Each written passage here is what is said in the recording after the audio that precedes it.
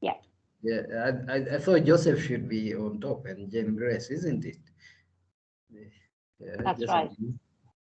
yes, let me talk to them just a minute.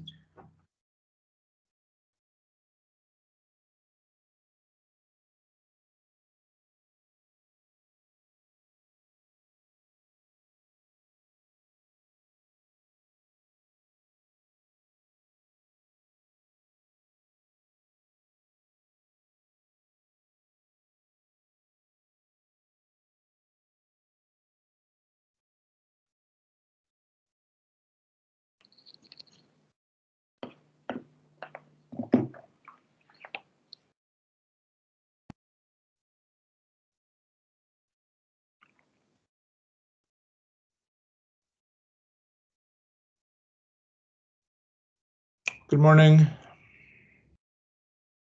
Morning, Jonathan. Well, I guess it's afternoon for you, or It is, and very early morning for you. yeah. We appreciate it. Well, as I always tell my wife, it's a lot easier than flying to Kenya.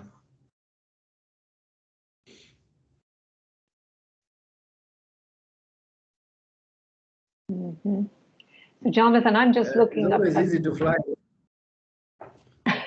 Excuse me? I'm saying once COVID is over, you can easily fly here. Don't worry. Yeah. Oh no. I've been there. I was there for the WIPO Yes. but still, it's a long flight. So it's a lot easier to just walk down the hall to my my son's old bedroom, which is now my study. And then you attend this meeting. All right. How is the weather on your side now? It's been very cold. February's been cold. But you know, it depends. Washington is very, so it can be below freezing the one day, and then the next day can be nice and sunny and very pleasant. So it really fluctuates a lot. All right. I think it's a climate change. I hope it doesn't get worse. Yeah, no, it definitely is a trending. The trend is up, less snow and fewer cold days, but also more extremes. Mm-hmm. So, Jonathan, can I just check that you can turn on your camera? You have the ability to turn on your camera, and Desmond as well. It's already on. It's already on. I put it off now. Oh. Yeah. Oh, that's yeah, they have promoted all of them. Jen Grace, Jonathan, Desmond, Denise, and yourself. I'm sure I'll just ask them that they should just maintain. They should just, if there is any screen to be shared, they should allow it now. Thank you so much. Good afternoon. Good afternoon, Jane. How are you? Fine, thank you.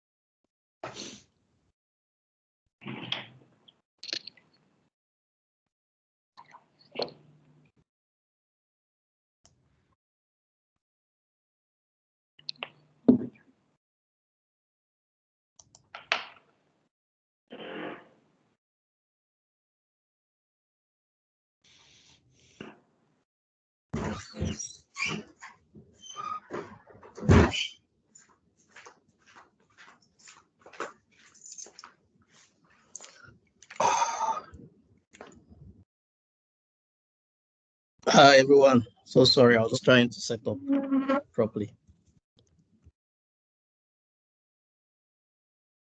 Hi, Desmond.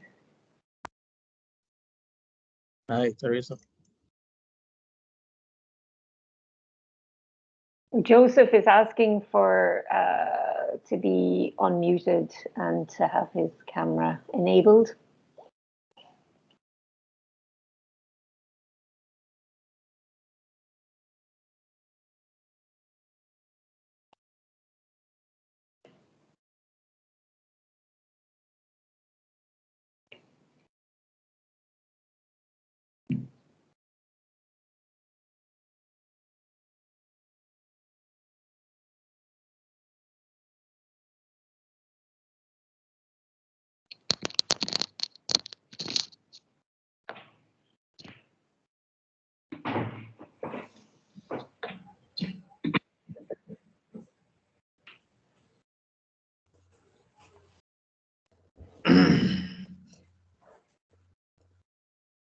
Hello, everybody.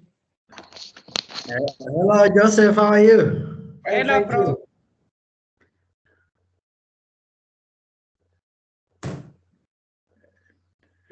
I cannot see Teresa. Is she gone away? Oh, she's there. Oh, yeah, they're up there. Hi, Teresa. Hello. Yes, maybe you can. We can organize now. Who is going to moderate? I guess it's you, Teresa. No, actually, Edward, it's Jane Grace who will moderate. Yeah. Oh, okay. Good afternoon, all. Good afternoon. I see that we have, I think all our presenters are in. So I take this opportunity. In the next 2 minutes, we shall be starting. So we have at least 2 minutes, and then we can start off our program. I see that we have Denise is there, Desmond is in, Edward Sige is in, Jonathan Band is in, Joseph Kabulia is in. So I think, and I think David is also in. So we have all our presenters already logged in. Teresa is also in. And so I think we are just about to, the only person I haven't seen yet is Paul Kaindo. Is he in? Yes, he is. Oh, yes. Okay. Thank you. So I think we have all our presenters. And so I take this opportunity to welcome all to this particular webinar on fair dealing and other exceptions. This webinar has been organized by Kekobo in partnership with AFL and CLISC. And Kekobo is the Kenya Copyright Board, and we are glad to have the members from Kekobo on board. We also are glad to have the members of AFL on board, and also CLISC members. I've seen quite a number of them who are already logged in. So I take this opportunity to invite you to this particular webinar. As you are all aware, copyright matters are very sensitive matters, and since we work for institutions that deal with a lot of scholarly communication, a lot of research activity and publications, I think it is very, very important for librarians, mainly the librarians currently in Kenya and also, of course, other parts of the world, to understand issues pertaining to copyright. And of course, something that goes hand in hand with copyright are the exceptions, the limitations and exceptions. And today we shall be learning more on fair dealing and other exceptions.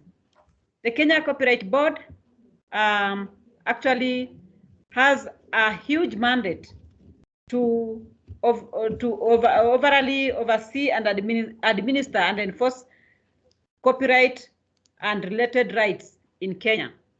And then we have AFL, which is the Electronic Information for Libraries, which is an organization, is an international organization, which is not for profit, and its main mandate and objective is to enable access to knowledge for education, learning, research, and sustainable community development. AFL mainly supports libraries in developing and transition economy countries and has really been on the forefront to encourage libraries to ensure that in whatever activities they perform and any duties that librarians perform in their various sectors, they actually adhere to the copyright laws in the various countries. And they have been very, very particular in creating awareness about the limitations and exceptions, which will enable librarians to perform their duties effectively, at the same time adhering to the copyright laws. CLISC is the Kenya Libraries and Information Services Consortium, whose main objective is to subscribe for electronic resources and provide access to these electronic resources in all its member institutions. So these three partners, that is Kekobo, AFL, and CLISC, has actually organized this particular webinar, and we are glad that today we have a number of presenters who will be talking to us about the copyright issues, about exceptions and fair dealings in our country.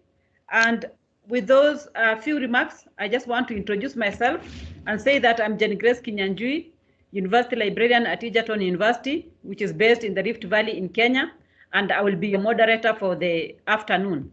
And with those few remarks, I want to invite Mr. Edward Sige, who is the Executive Director of the Kenya Copyright Board, to give us the welcoming remarks and open the webinar. Welcome, Mr. Edward Sige.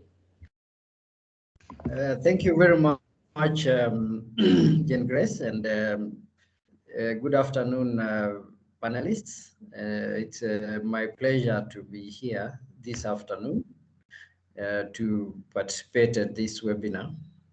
And I wish to thank CLISC, IFL, who are partnering with Kekobo this afternoon for agreeing to work with us. This is not the first time, and I think we'll continue working together.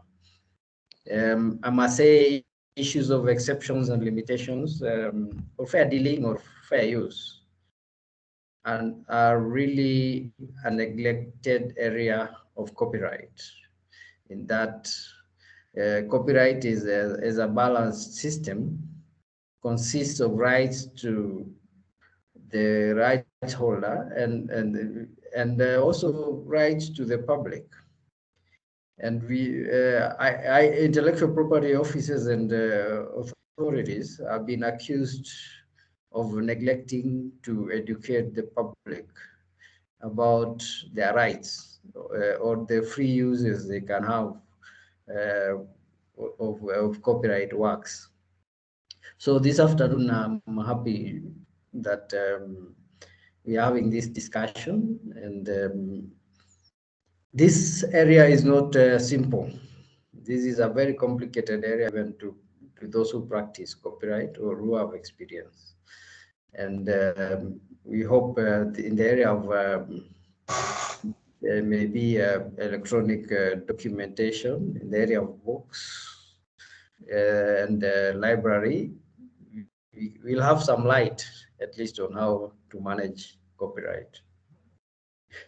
So I'm really very happy, and I hope we look forward to having further discussions around this area. Thank you very much, and I wish you a very enlightening afternoon. I'm happy to see so many of you. We've read a lot about Denise Desmond. I've met Jonathan many times, and of course Teresa, we've met a lot and interacted at WIPO. I like your passion, and let's hope we'll soon meet in person. Karibu and welcome.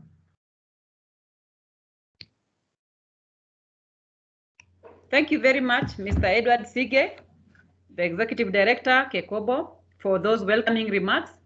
We indeed are very, very grateful for you spearheading this particular webinar And at some point, we were actually getting concerned that we are not talking much about copyright issues in Kenya. So this is really a welcome move, and we really, really appreciate your initiative. And we pray and hope that these collaborations and forums will continue so that we can enlighten our librarians and information professionals so that as they perform their various duties, they are aware of the Copyright Act and the exceptions and limitations. I want to take this opportunity to welcome Teresa to just say hi to us before I introduce the first speaker. Teresa, please just say hi to the participants. Yeah, well, thank you very much, Jane Grace, and thank you, Edward, for the for the kind introduction. So, and on behalf of IFL, I would like to thank also Kakobo for hosting this webinar on fair dealing and the copyright exceptions. And we can see that Kakobo has a really impressive program of user education and copyright clinics and webinars on a whole range of current topics. So we're delighted that fair dealing and exceptions are featured today in the program, because exceptions and limitations are sometimes overlooked in discussions, as mentioned by Edward, and sometimes they're misunderstood as well. Yet they are an integral part of the copyright system, and they are so important for education and research and the free flow of information in society. So we thank Kakobo and CLISC, our library partners in Kenya. We thank our experts for joining us here today, and we look forward to the conversation. Thank you, Jane Grace.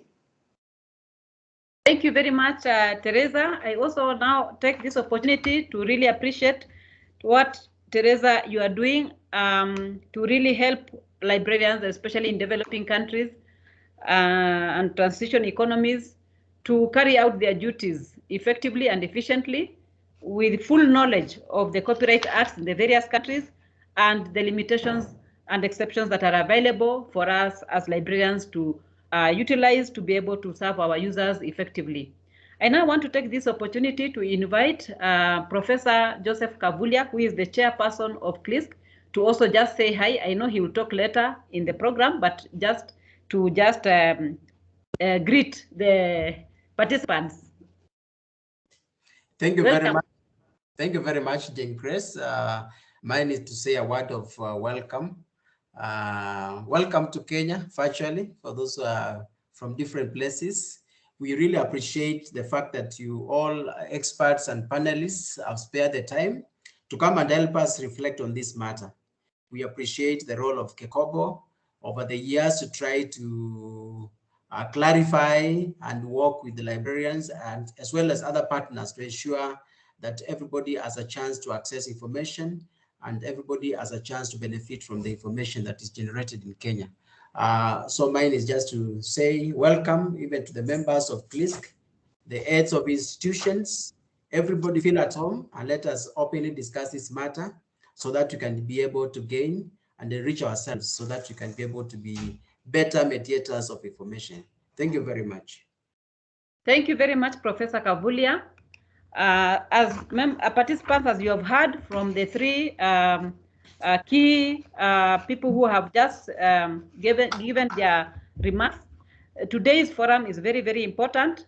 And the main objective of this particular webinar is to create awareness on the rights and exceptions in the Copyright Act, to raise awareness on how libraries, research, and education sectors can utilize fair dealing and other exceptions in the Copyright Act. And number 3 is to identify challenges in using fair dealing and other exceptions, and especially in Kenya. And number 4 is fair dealing in the region, the experiences of other countries, and from the experiences of other countries as they present, as librarians in Kenya, we are going to learn a lot, and we shall be able to improve on the way we offer our services to our users. And finally, the evolution of fair dealing internationally. We are also going to hear what is happening in other regions. So that is those are the main objectives of the webinar today. And I hope that we all shall learn something by the end of the day. It's supposed to be a 2-hour webinar. And so we shall really be able to move very fast. The presenters have 10 minutes to present, and then the question and answers session will be at the end of the presenters. I think that is how we had planned it, and I hope that is still the case. So I just want to urge the participants to be noting down their questions, and also you can also use the conversation forum or platform to raise your concerns, your comments, and questions.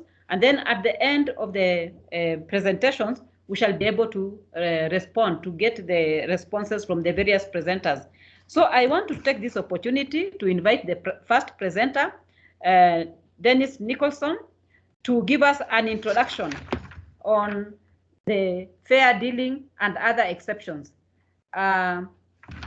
Nicholson is retired from the University of Witwatersrand, Johannesburg, South Africa, in 2020, after about 38 years professional service in various library posts.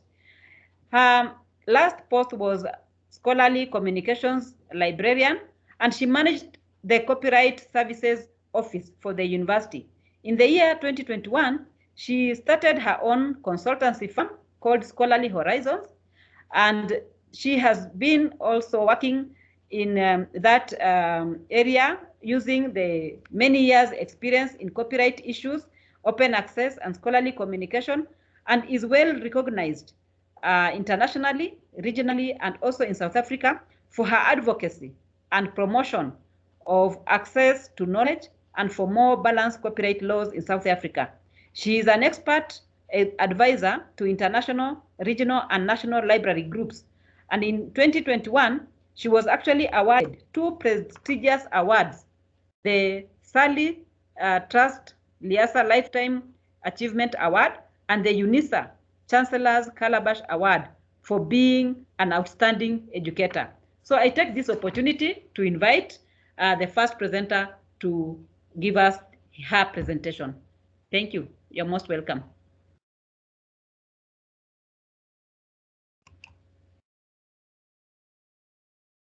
You're mute.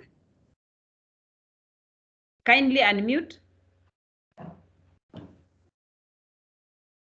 We still cannot hear you.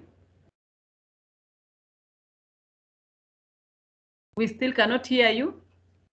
The host kindly unmute. Kindly unmute her.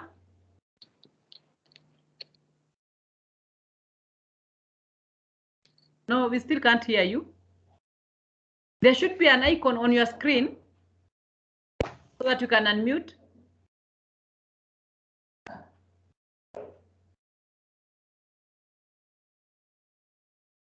The host kindly assist her.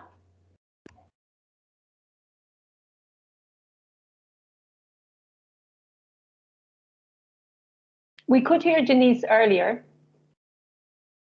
We could hear her earlier, and now we cannot hear her. Mm-hmm. Something must have gone wrong somewhere. Someone is going to check. Just a moment. Okay, thank you.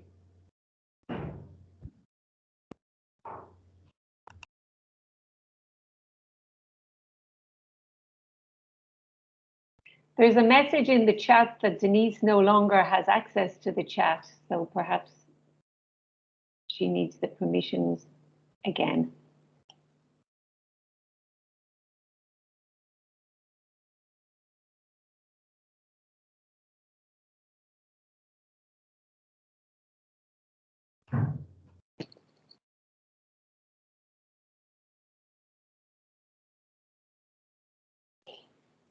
Yeah, that's what happens with technology. When you think you are ready, it just disappoints you. But we hope we will have her on air so that she can be able to share. I see that she was able to share even her screen. So I hope she'll be able to talk and we'll be able to hear her as she presents. Maybe for the time being, we can move on to someone else. Then she can join later. Although it's, I'm told they had given all the rights to to the presenters. Uh-huh. Yeah, so I'm not sure if what is happening on our side. Okay. We could continue with my presentation. I think logically it's, since I'm talking about history, we can start at the beginning. Right. Okay. I think if that is agreed, we will have Jonathan Band, who was supposed to be the second presenter, present before her, and then she can present later. Of course, it would have been better if she had presented because she was just going to give us an introduction, but I think it's still okay. We will still be able to get the information. So I want to take this opportunity to introduce Jonathan Band, who is going to present to us this afternoon the evolution of fair dealing internationally. He is going to give us experiences out there that would help us to maybe get one or two ideas on how we can go about it in Kenya. And Jonathan Band is actually, I think, an attorney, and he is an adjunct professor at the Georgetown University Law Center, and he has helped shape the laws governing intellectual property and the internet through a combination of legislative and appellate advocacy. He has represented clients in the US with respect to the drafting of the Digital Millennium Copyright Act, the Stop Online Piracy Act, and other federal and state statutes, and by filing amicus briefs in the significant cases related to these issues.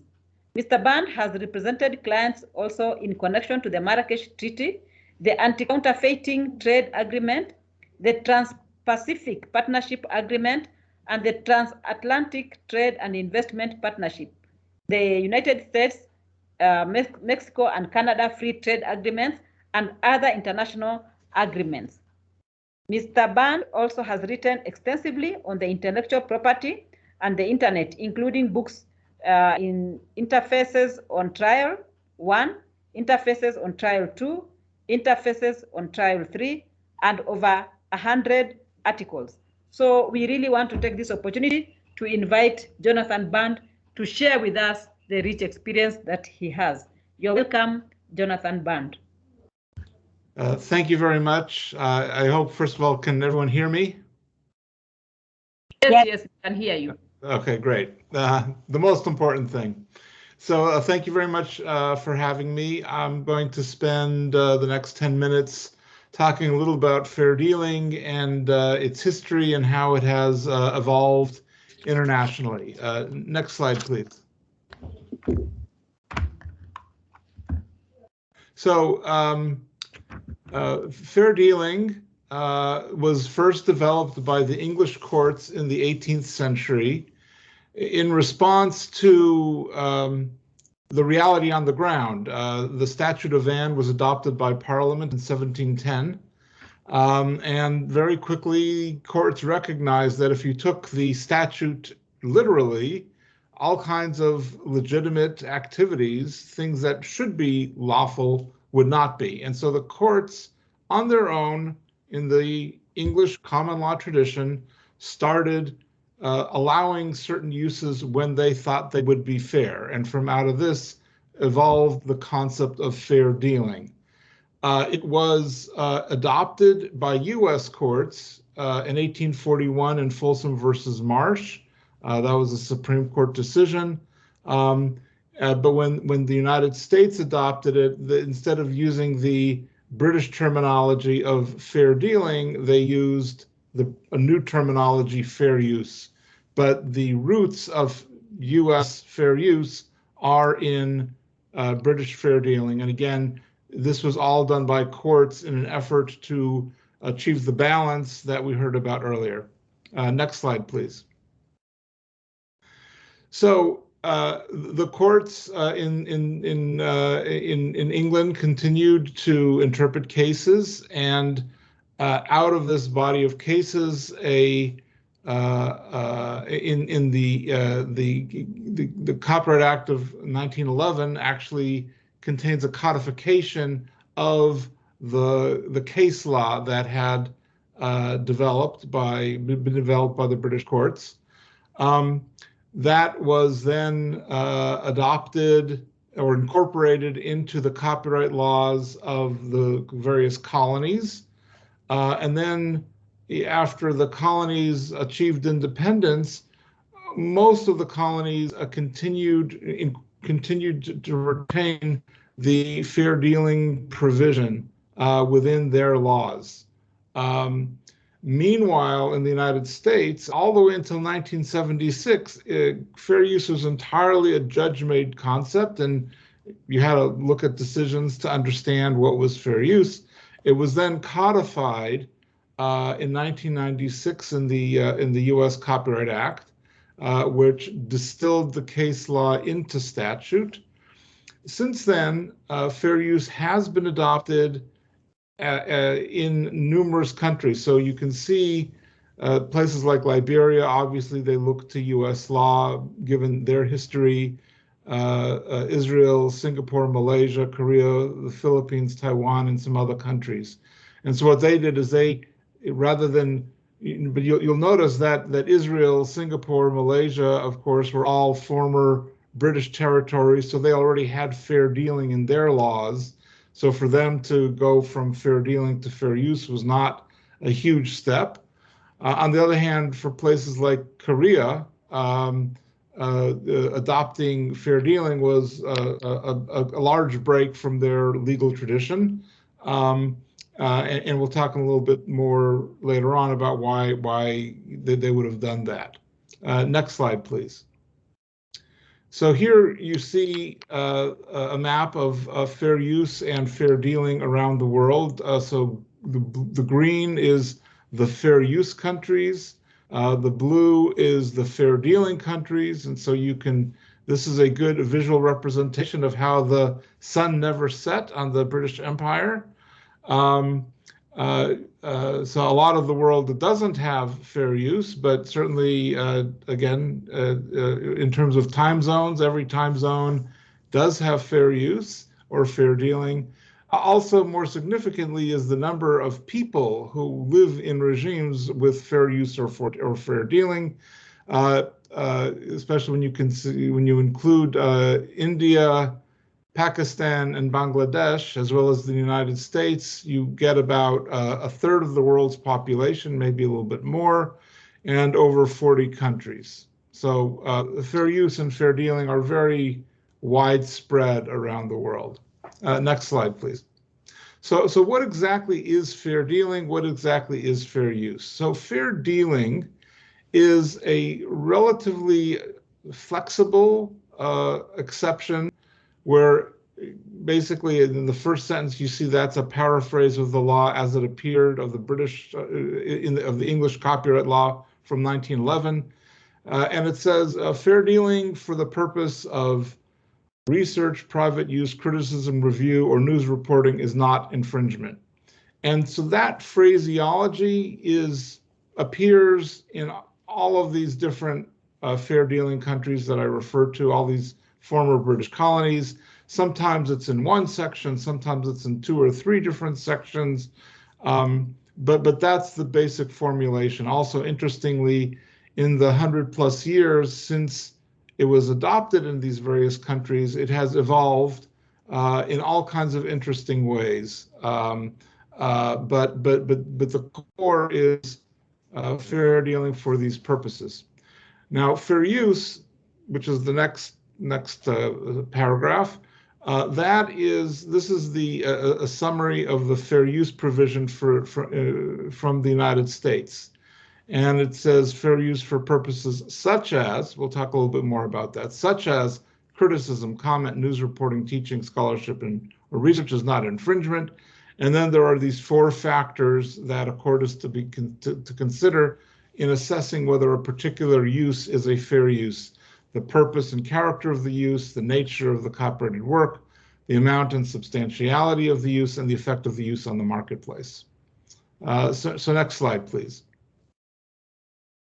So you have these 2 basic approaches of fair dealing versus fair use. The main difference is fair use has a closed list of purposes, while fair use is open-ended. So we saw with the fair dealing, it said for the purposes of, and it listed the specific purposes. Whereas fair use, it uses the words such as, for purposes such as criticism, commentary, and so forth, and therefore is open-ended. So those purposes are exemplary, they're not limited. And so that is seen as the main difference between fair use and fair dealing as they have evolved, that fair dealing is somewhat more flexible. Additionally, fair use has those factors. It tells the court what it's supposed to consider, whereas fair dealing typically does not. Now, again, what we've seen as over time, as the statutes have evolved in different in different countries, is sometimes you still have the closed list plus the factors. So you see that especially in the Caribbean, where in places like Jamaica, where they originally had the British, the closed list of purposes, but then they added the factors. And so again, different and other countries have, so what Malaysia and Singapore did is they started with their closed list, and then they inserted such as or including to make it more flexible. And a fair question is, are these distinctions between fair dealing and fair use, are they real? Many people will say, well, fair dealing is closed, fair use is open, but is that really the case? So next slide, please. So as I said, since 1911, many of the former colonies have amended their fair dealing to look a lot more like fair use. Also, importantly, courts have interpreted in the fair dealing countries, courts have interpreted research broadly, right? So that's one of the factors. But research can mean all kinds of different things. And one of the main issues is, does research include non-commercial research? Is it limited to non-commercial, or could it include commercial research? Now, at the same time, in some jurisdictions, the fair dealing has become a little more narrow. So in some countries, so for example, in Kenya, as you know, in the fair dealing provision in Kenya, it only applies to scientific research. In other countries, like now in the UK, it's non-commercial research. But in Singapore, when they were looking, they interpreted research broadly, and this is when it was still fair dealing. They interpreted research broadly to include commercial research, and in that case, it was reverse engineering of software, because they thought that it was too constraining. And subsequently, they actually amended the law to make it look more like fair use.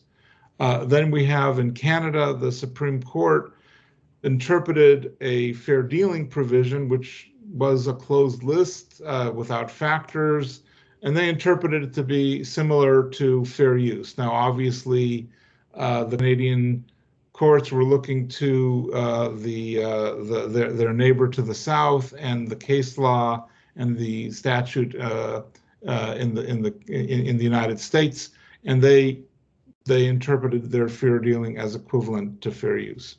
And we even have some scholars that say that the English common law and the 1911 Act was actually open-ended, that people are sort of misinterpreting the Act to say that it has to be exactly, fit into one of the specific purposes that are included in the fair dealing provision, and that there's more flexibility there than meets the eye. But the bottom line is that there is a degree of flexibility, and it's important to understand that certainly in the United States and in all of these fair dealing countries, in addition to the fair use or fair dealing provision, there are a list of specific exceptions. So, for example, many of these countries have exceptions for libraries, and these are in addition to the more general, more flexible fair use and fair dealing exceptions.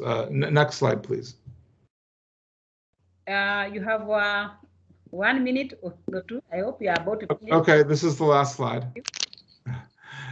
So the question is, what are the implications for Kenya? As I mentioned, the Kenyan fair dealing provision is very much like the traditional UK fair dealing approach.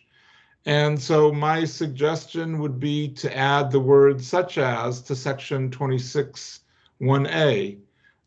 So right now it reads for the, by way of fair dealing for purposes of scientific research. And all you need to do is just add the two words "such as," and that makes your statute more flexible and more able to adapt to all of the new technological uses that we see in this digital age. Another approach is to sort of do what Israel and Singapore did and just adopt a provision that is more like the fair use provision in the United States. That's, on the one hand, more open-ended. On the other hand, it provides courts guidance by listing the factors.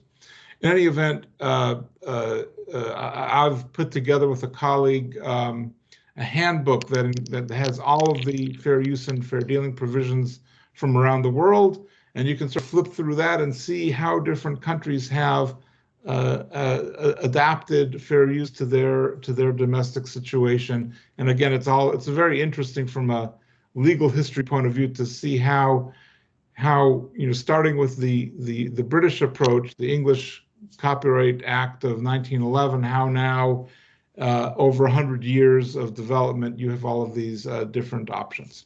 I'll be happy to answer questions in the question and answer period later on. Thank you very much. Thank you very much, Jonathan Band, for that presentation. It was indeed very informative. It is important for us to know what is happening in other countries so that in Kenya we can also do the right thing. I now take this opportunity to welcome once again. I hope Dennis Nicholson was able. We can still hear you. Mr. Edward Sigei, the person who is able to unmute, is he able to do something? Yes, they said that they allowed everybody to control their panels. Let me see if they can do it from their end. But in the meantime, we can proceed with someone else. I know it's not efficient, but then let's try. And then once she's ready, she can join in at any moment. Is she there? She's there. She's actually there. We can see her. But she's talking and we are not able to hear her. Okay. Yeah. Okay. Let me see. Is there an icon on your side, Dennis, that you can click to unmute? Okay.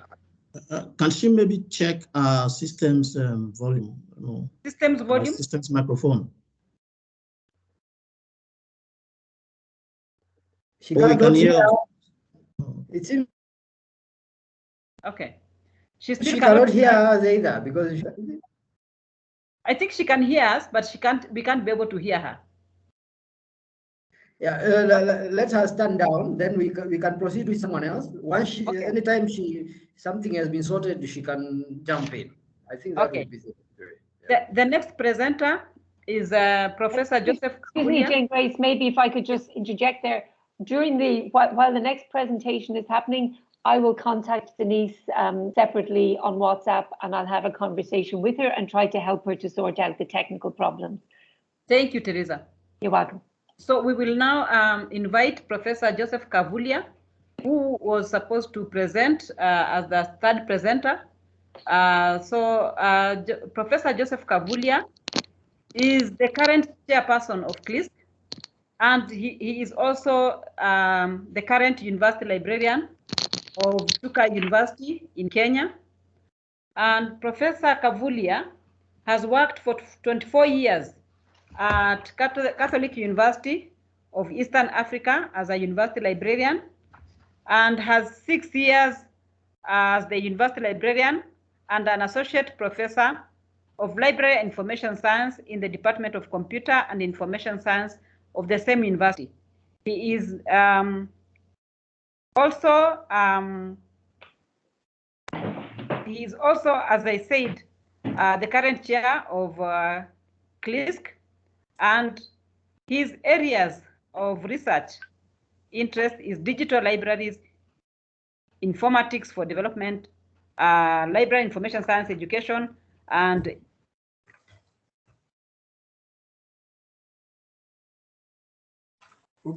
take this opportunity to invite Professor Kavulia to give us his presentation, which is on challenges. He's going to present something on challenges in using fair dealing and other. Welcome, Professor Kavulia. Thank you. As he's presenting, I just want to remind the participants that all these presentations will be shared later on. All the slides will be shared to all the participants. Kindly keep on noting your questions so that we can answer them at the end of the presentations. Welcome, Professor Kavulia. Thank you very much, Jane Grace, for your introduction, and thanks everybody for the continuous sharing. My short presentation is on some of the challenges facing librarians in Kenya in regards to fair dealing and other corporate exceptions. And as you have heard from the presentation by Band, there is already a problem with our in the way we have framed our corporate issues. But I want to thank everybody that we have agreed, or our experts and presenters have agreed to come to help us reflect on this matter, so that we can see how we can maximize the use of information as a vital resource in sustainable development in Kenya. We thank Kobo, AFOL, and distinguished panelists for agreeing to share your time with us and to reflect on this matter. As a national consortium, Kenya Libraries and Information Services Consortium, we have a vision. Actually, our vision is information access for all. And we have defined our mission as facilitating acquisition, access, and sharing of knowledge and information resources for education, research, and information. And of course, these commitments are based on the axiom that access to knowledge is the only firm foundation on which sustainable development can take place in the 21st century. We all know by nature the mandate entrusted to librarians. They have to make access, organize, store information to support research, teaching, and learning, and fulfill information needs of ordinary citizens. Secondly, they are expected to transform, sometimes transform, reproduce, store, transmit information in new formats. For example, downloading for patrons, information in digital formats, making accessible copies for those with disabilities, and transforming formats through processes such as digitization for purposes of preservation. 3, we are also expected to make copies for the libraries through interlibrary services. And above all, and in recent developments, we are librarians, especially in academics institutions, are expected to advise on matters of scholarly communication. And a lot of these touch on copyright issues. And therefore, you can see copyright issues are very critical to librarians today, and they continue to struggle with them globally, and this, in particular Kenya. There's evidence that shows that library researchers in Kenya in the past have been trying to grapple with this issue. And at the center of this all is issues to do with fair dealing, limitations, and exceptions. Now, for us, or from my perspective, fair dealing, limitations, and exceptions, there's a promise. The question is it a panacea for corporate restrictions as we know it or we practice it in Kenya? And the promise is this: it is good news for librarians, because it means that you can be able to fulfill your mandate, my mandate, without a lot of, without fear, without uncertainties and effectively. But globally and in Kenya, the situation is different. Even with the provisions of fair dealing in our copyright law in Kenya, we find ourselves constrained in addressing information needs of our respective user communities.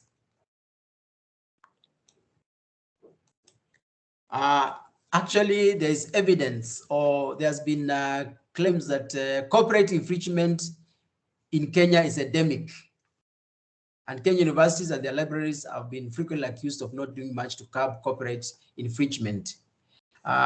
Even before, as a decade ago, when we used to have the AVU, African Virtual University, there was a feeling that there was a lot of violation of copyright measures. Okay, and many people, many stakeholders accused librarians of conniving with others to steal copyright rights. And whether this is true or not, if librarians are guilty or not as accused, this is a persistent problem to copyright law in Kenya. And least professionals and other stakeholders have to condemn, and if not addressed, will continue to hinder access to information and any efforts to transform Kenya into a knowledge-based society. We have had cases where there has been many litigations or very heavy litigations, and a number of institutions in the last decade have paid a colossal amount of money in compensation for supposedly flouting corporate provisions. In the past, publishers and associations have accused librarians of conniving with thieves to steal from them and others. Actually, we have gone to conferences where we have invited publishers in Kenya, and sometimes you left flabbergasted because of being accused of conniving with people to steal from publishers. And we recall with the zeal with which the now suspended Copyken sought to impose or to negotiate reprographic licenses with universities on the basis that universities are making copies of cases, even tables and other excerpts from textbooks, magazines and journals for exams, teaching, class, and so on and so forth. So this leaves us wondering, really, where are we? What should be done? According to literature, as well as anecdotal evidence, some problems include the following.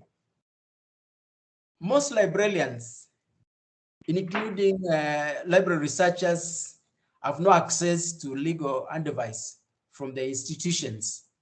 Of course, there are exceptions like Aga Khan University. There's a resident attorney in the library to advise the library on legal matters, including copyright issues. Secondly, there's general lack of information or general lack of informed, open-minded legal minds who can give definitive guidance and who are willing to positively support librarians to maximize provision of fair dealing. Many lawyers in Kenya, you engage them, it is actually a legal battle, and you leave almost more confused than before. So nobody can give definitive guidance. In my experience, or very few, I've not come across many, and possibly support librarians on what they should or how to proceed with this matter. So it's a very contentious issue even among the legal minds in the country. There's always a continuous pushback against limitations and exceptions from publishers. Those who have attended conferences and meetings, discussions, forums with the publishers in this country, they are very aggressive when it comes to protecting their rights or the rights of their authors. And therefore, librarians are left right in the middle of the road. Of course, librarians themselves do not have maybe adequate information or awareness of what to do, how to proceed, how to implement all these provisions in fair dealing, limitation, and exceptions. And therefore, there's a real problem. So some of the outcomes of this situation are these. One, librarians have actually become like gatekeepers. In the library, they are more active, try to protect the corporate law to provide information, especially when they fear that there could be a controversy, we can end up in legal or litigation against the institutions. So they better prefer not to do much, maybe just ensure people are not misusing or flouting the corporate. Number two, most universities are overly conservative in the interpretation of corporate law and often neglect their own interests, adding unnecessary costs and obstacles to lawful dissemination of information. And therefore you find the corporate law sometimes is just that people are afraid of.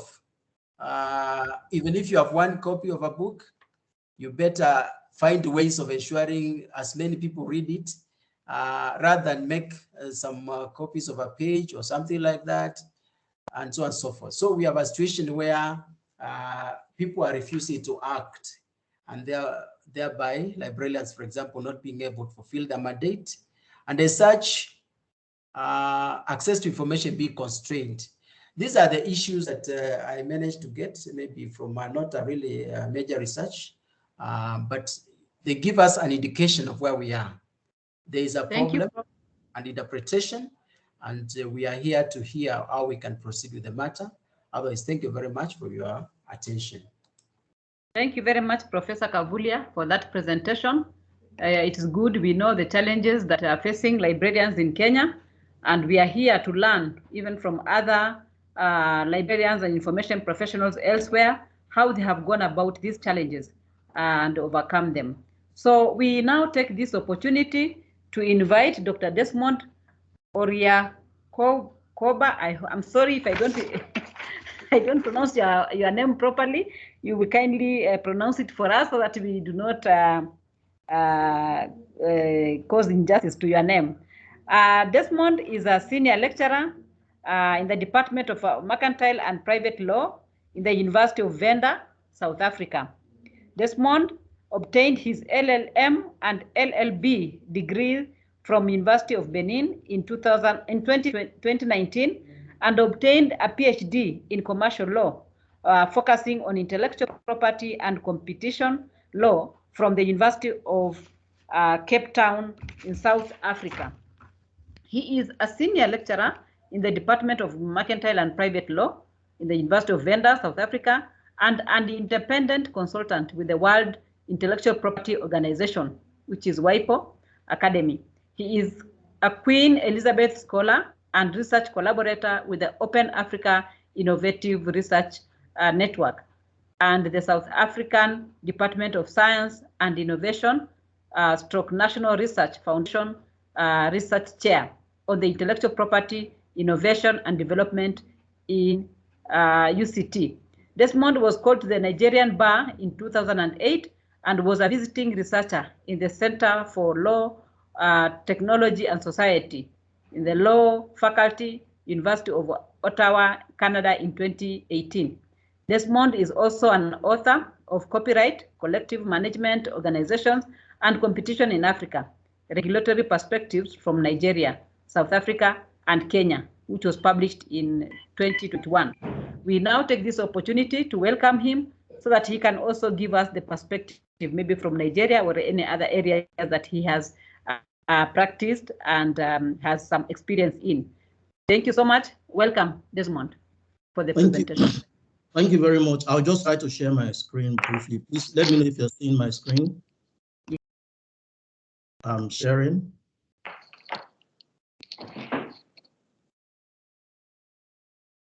Yeah, I think you can see my presentation. Okay, yeah, we can see the way the poster. I think the presentation will proceed. We'll continue from there. Okay, thank you very much. Just trying to make it bigger. Yes. All right, so that everybody can we can see easily. Please just let me know if it is okay. If okay, so I will thank you. Thank you very much, first of all, for the opportunity to join this conversation. I'll be going straight up to. I'll be looking at the these issues that I've highlighted in the overview: history of copyright law in Nigeria, the ongoing copyright reform. We'll focus here on the timeline and the milestones. We would also focus on key features of the executive and private bills. We'll look at the key exceptions in the executive bill, and then I will reproduce the fair dealing provision in the executive bill to show to us what Nigeria is doing and how Nigeria has been able to, how Nigeria is trying to get around its present copyright predicament. Now, the beauty about my presentation is that it's coming at a time when Mr. Band and Professor Joseph have laid necessary foundations. So it will be easy for for participants to engage with my presentation as I get along. Now, it is important to note that there are copyright reforms happening everywhere, across Africa. I'm sure if we're following events, we'll be very familiar with what is happening now in South Africa and the interest that is making that the process of the law reform in that country very slow and excruciating. Of course, Namibia is another country that is carrying out its reform right now. Nigeria is also one of the countries that's also carrying out reforms. ARIPO, as an organization, is trying to include voluntary registration in its voluntary registration of copyright in its IP system. And I also saw somewhere that Kenya, too, even though it concluded its process last year, it still has some works on copyright reforms. In the heart of these reforms at national levels, mainly is copyright exceptions and limitations. And so that will be the main focus of my discussion today. All right. And what my presentation will be focusing mainly, like I've said before, on the Nigerian experience. But before getting into the heart of the discussion, it's important to know where we are coming from so that we have an understanding of where we are in Nigeria at the moment. Like as a British colony, our copyright law, the history of our copyright law is traceable or is linked to the development of copyright in the UK. That is understandable. And of the UK Copyright Act of 1911 was extended to Nigeria, in 1912, and the purpose for that was mainly to protect British works. At that point, nobody really cared about copyright exceptions and limitations, even though that act has some provisions that could probably term a little bit open at that time. Of course, the question of knowledge of copyright law at that time in Nigeria was also not as it is today. Even the interest too. But that system continued in Nigeria until 1970, when the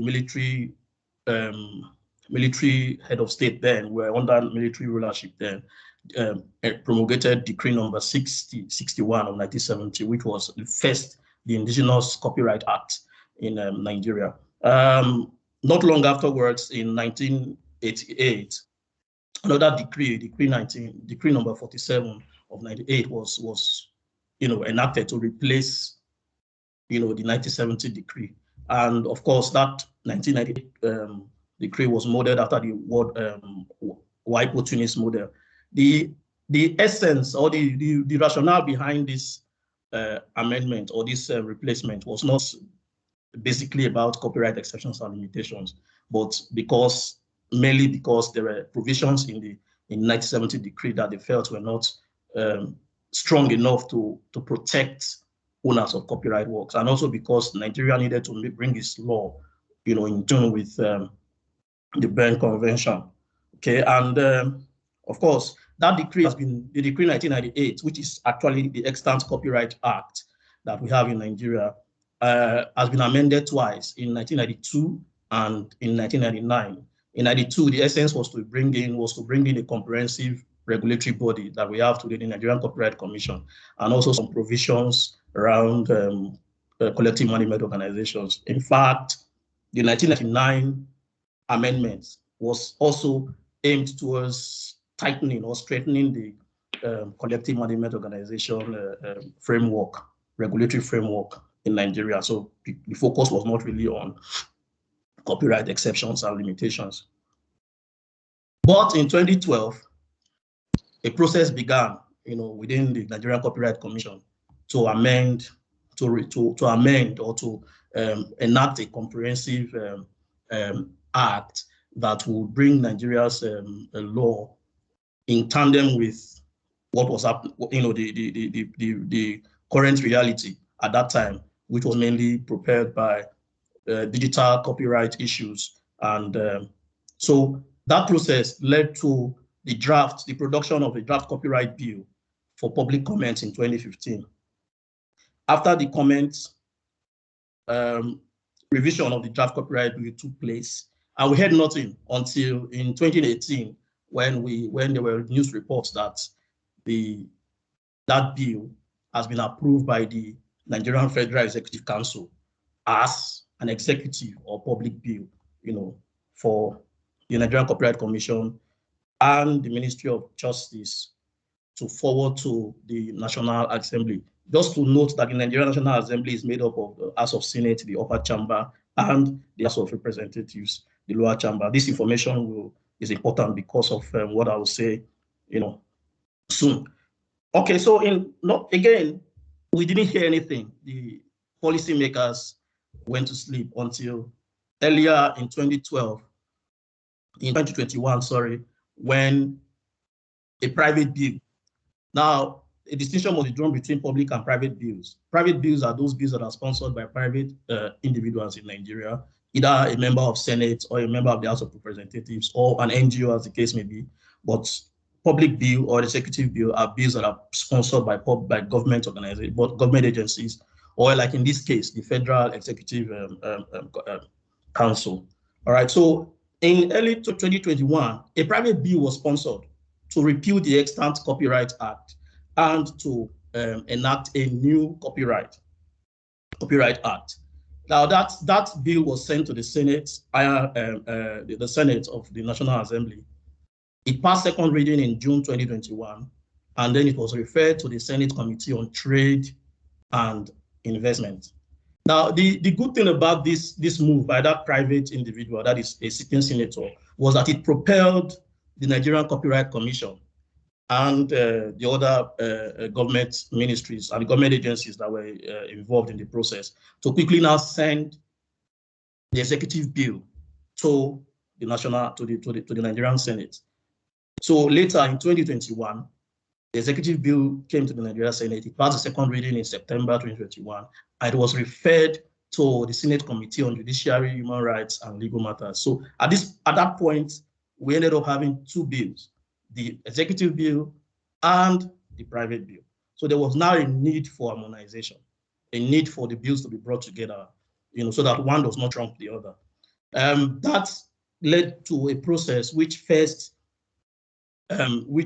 began first by an internal consultation organized by the Nigerian Copyright Commission, a consultation with experts in the field. So there was a technical consultative meeting that held in October 2021. And that meeting was just meant to galvanize support for the provisions of the executive and the private bills. All right. And the next thing that occurred was a public hearing, a joint public hearing that was organized by the Senate Committee on Trade and Investment and the Senate Committee on Judiciary, Human Rights, and Legal Matters. The essence was to gauge public views, public perception about both bills. As someone who partake in that hearing representing IFL and PGIP, I could gauge that the public perception on both bills as one of acceptance, general acceptance, especially with regards to the executive bill. And the reason for this will be obvious, as I get along. But just to state that it is interesting that unlike the experience in other parts of Africa, like South Africa, for instance, there was general public support for the bills, maybe because the attentions were not focused on the exceptions and limitations, but on other aspects, like aspects that relate to collective management or copyright, which we're not focusing on today. And also, thankfully, probably because the usual suspects, the international bigwigs within the creative space, were probably didn't pay much attention, to what is happening in Nigeria. And I hope that continues anyway. But the point is, now the public hearing went on. It was successful. There was a general acceptance of the bills, especially the executive bill. And the Senate, both Senate committees have now to go back get into their offices and work with their officials to harmonize the bill so as to produce a single bill before the National Assembly for consideration. The commitment, at that public hearing was that this process will be done before December 2021, and so that we would have a Christmas gift in form of a new copyright bill, copyright act. That didn't happen, but I'm aware that in March, by March this year, there will be a report on the harmonization to the Nigerian Senate. And after that report is done, the next step will be for the Nigerian Senate to, pass the bill. There will be a third reading, and of course, there will be a passage. And once that is done, the bill will be sent to the lower house, the House of Representatives, for concurrence before it will then be sent to the president for assent. So that is just it about the timeline and what is happening at the moment as far as the bills are concerned. Now, I said that we have two bills now. Interesting as it is, two bills, the executive bill and the private bill. So on this slide, I've tried to bring out the key features. We can't see the slide, by the way. The slide has been made. We can't see the slide, and you have 1 minute left. Ah, interesting. I thought my slide was... It's not moving. It's not moving. I can see it, but it's not moving. It's not moving? Yes. Maybe you can just proceed with your presentation. Just proceed. Okay. All right. So I'll try to quickly round off. There are some key features in the bills. Just to note that the executive bill has 109 sections, while the private bill has 72 sections. The executive bill has just one schedule, and the private bill has 5 schedules. But the private bill is structured after the Extant Copyright Act. Then another key feature is that the executive bill has more open and balanced, and flexible exceptions. But the private bill still retains largely what we have under the Extant Copyright Act, which is a closed exception regime, except for the introduction of a Marrakesh-styled exception for blind and blind persons and persons that are otherwise disabled. All right, now the provisions in the executive bill, because like I said, its exceptions are more flexible, more balanced, more open. So I'm going to focus on those provisions and leave out the private bill.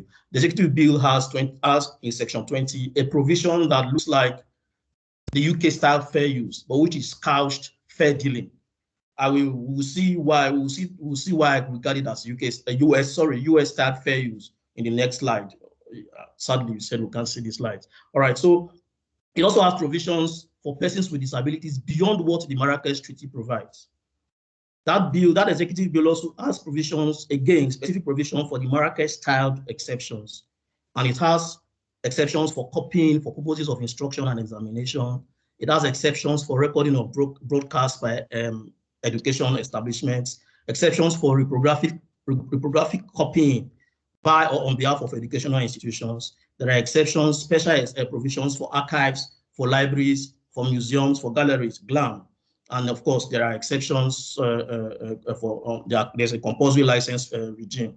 It's sad that I don't know why that's the case, that you can't see my slides, but this last slide, or the last major slide, presents the fair dealing provision. If you take your mind back to Mr. Band's presentation, it drew a distinction between, one of the major distinctions between fair use and fair dealing is that there is this open-ended provision for fair use, the provision of such that the use cases are not limited to those that are highlighted under the act. In the case of Nigeria, although the provision uses fair dealing, it has that provision such as making the use cases open-ended and thus, making it look like what we have under the US Copyright Act. In fact, there are also provisions on the factors to be considered when fairness is discovered, is being determined, just like we have under the US Copyright Act. I'm sorry that you couldn't see my slides. I don't know why that is so, but thank you very much for the opportunity. Thankfully, also the slides will be shared with participants, and I am open to questions. Thank you very much, Desmond, for that wonderful presentation. It was unfortunate that the slides were not moving, but because we are going to get these slides, I think it shall be well. Thank you for giving us the history of what has happened in Nigeria. And I think the Kenyan professionals can copy or get 1 or 2 ideas from there and see how they can be able to create more awareness, and especially for the benefit of the library and information users. Thank you very much. The next presenter, I don't know whether Dennis was able to... Can you hear me now? Yes, we can hear you. Thank you. Good. Okay, at last. Yeah. We have okay. So we will have your presentation. Thereafter, we shall have a presentation from Paul Kaindo. So welcome, Dennis Nicholson, and present to us. I think I had already introduced the speaker, so I think we'll just go ahead and let her present what she has to ask. Thank you so much. Good afternoon, everyone. I hope you can hear me. Yes, we can hear you, and we can also see your slides, so it's okay. Just I was told I had 15 minutes, so is that possible? You have 15 minutes. Participants, kindly continue to note down your questions, and after this presentation and the last one, which will be from Paul Kaindo, we will be able to take questions and also give answers. Thank you. Welcome. Thank you. I want to thank the Kikoba and IFL for inviting me to speak to you today. And I thank Jane, Grace, Edward, Teresa and Joseph for the warm welcome and introduction. I will be giving an introduction to fair dealing and other exceptions in copyright law. It's a bit backwards because I couldn't get in first, but my overview is, I'll just want to see if the boss said, I'll be covering these topics: authors' rights, balancing copyright law, limitations and exceptions for national legislation, fair dealing, examples of other exceptions, and limitations and exceptions in developing countries. There is no international copyright law. There are national copyright laws drafted within the framework of international IP agreements. Copyright law gives a bundle or suite of exclusive rights to authors to protect their works for a certain period of time. The minimum period in international IP agreements is 50 years after the author's death. Many countries have extended this period to 70 years or more, but it is more advisable for developing countries to keep to the 50, as they are net importers of intellectual property, and the main beneficiaries would then be developed countries if they extended it to 70 or more. The 5 fundamental rights of authors include the right to reproduce the work, for example, through photocopying or scanning, the right to prepare derivative works, including translations and adaptations, the right to distribute the work to others via an exclusive or non-exclusive license, or even an open access Creative Commons license, or via a sale or other means, the right to display, broadcast, or perform the work publicly, and the right to let others exercise any of these rights. The purpose of copyright is to encourage creativity and learning for the good of society. Limitations and exceptions are the key mechanisms which ensure a balance between the rights of authors and the larger public interest. Limitations and exceptions allow for copyright works to be used without a license or having to get permission from the copyright owner. The international copyright system recognizes the importance of limitations and exceptions to secure the promise of knowledge goods to improve the welfare of society as a whole, by encouraging creativity and promoting dissemination. However, historically, the central importance of limitations and exemptions for the fulfillment of copyright goals has not been emphasized. Limitations and exceptions to the exclusive rights of authors are provided for in international IP agreements. The Byrd Convention mandates free uses, example, quotation, illustration for teaching and the reporting of current events, and permits limitations on protection for political speeches and speeches delivered in the course of legal proceedings. The WTO TRIPS agreement carried forward public interest principles in its objective. And the WIPO Copyright Treaty and Beijing Treaty for Audiovisual Performance both recognize the need to maintain a balance between the rights of authors and the larger public interest. The type and number of limitations and exceptions are a matter of national sovereignty and differ from country to country. Determining factors include legal and cultural traditions, socioeconomic factors, national intellectual property strategy, and policies. A country may adopt exceptions as are deemed necessary and appropriate, provided they are in line with their international obligations. The TRIPS agreed statement concerning Article 10 permits members to extend existing limitations and exceptions for the digital environment and to devise new ones that are appropriate for the digital network age. In practice, robust exceptions can be hard to achieve, especially in developing countries, due to a variety of reasons, including pressures from bilateral trade negotiations, multinationals, strong rights holder lobbies, and lack of capacity. An international instrument at WIPO for limitations and exceptions for libraries and archives, education and research would be a great step forward. IFLA, IFL, and Alliance Partners and the Africa Group have been working towards this for many years as part of the WIPO development agenda. The 2013 Marrakesh Treaty for the Visually Impaired was the first WIPO treaty to address limitations and exceptions, or rather users' rights, for people with disabilities. Exceptions and limitations can be expressed as a general provision, such as fair dealing or fair use, as well as separate specific exceptions for education and research, libraries, archives, museums, and galleries, for people with disabilities, etc.